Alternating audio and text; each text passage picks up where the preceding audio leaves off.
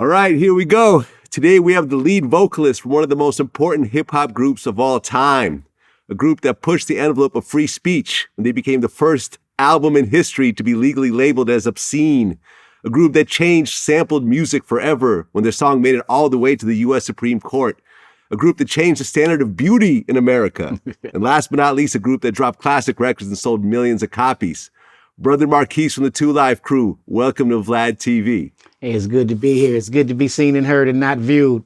I'm definitely a fan of yours. I've been wanting to get on here for a minute, so I wasn't going to let this opportunity pass me by. It's great to be here, man. Thank you for having me.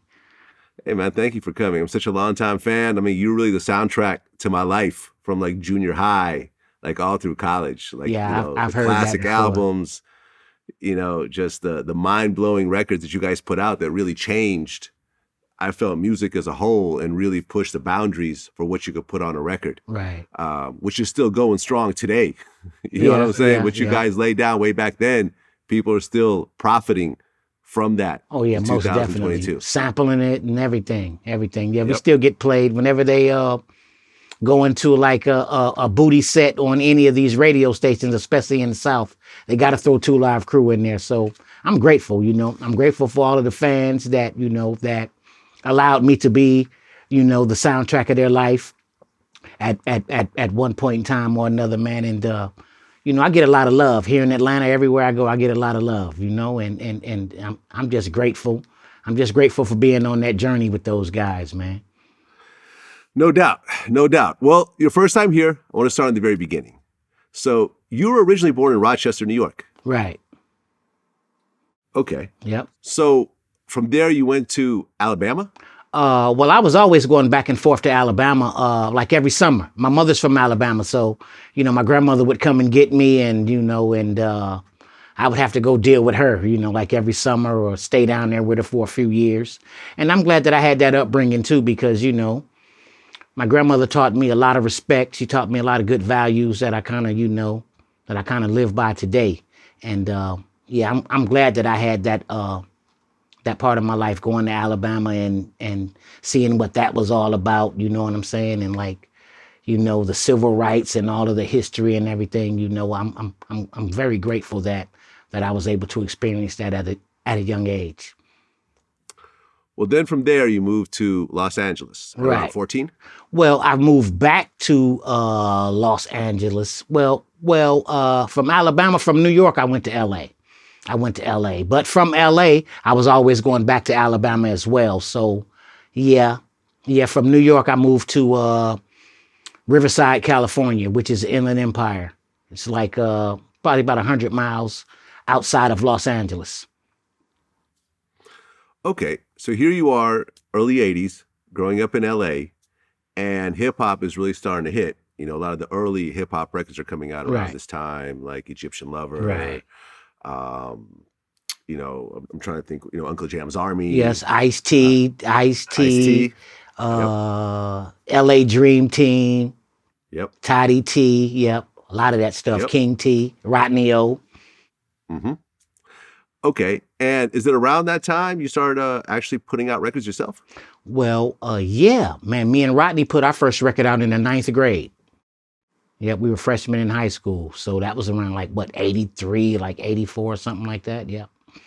All right, this is Rodney O of Rodney O and Joe Cooley? Yes. Okay, who became a very classic West Coast group that I feel like doesn't get enough props, these days. Yeah. Rodney taught me how to structure a rhyme and how to put a rhyme together. And he was the first one to take me into the studio. And he was always into the culture, both of us. So I credit him for that. So did you have the, sorry, go ahead. I credit him for that, for bringing me into the game, Rodney O. Yeah.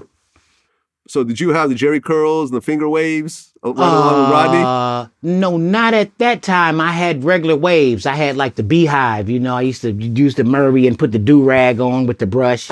Rodney had that was an LA thing. Rodney had the curl. He had the curl and all of that. I had the waves. I had the brush waves. Yeah. There you go. And I guess around that time you met Mr. Mixx? Yeah. I seen Mr. Mixx, I think, for the first time DJing at Boardwell Park. And he was nice. He was really nice on the turntables. And I think he was just getting back stateside from being overseas. So he had a gang of records. He had the 808 drum machine. And yeah, he was doing this thing. And I liked his style. And I gravitated to him and I befriended him. And yeah, man, me, him, and Rodney. And Mr. Mixx always, he kept his word. He kept his word.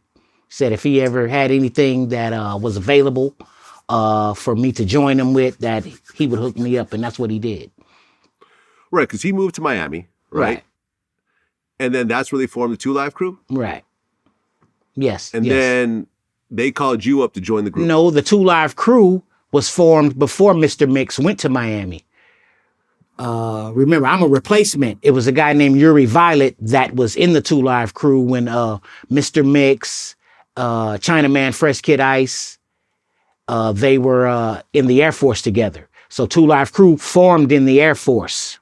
I got wind of 2 Live Crew when they were stationed at March Air Force Base in Moreno Valley, California. That's where they were.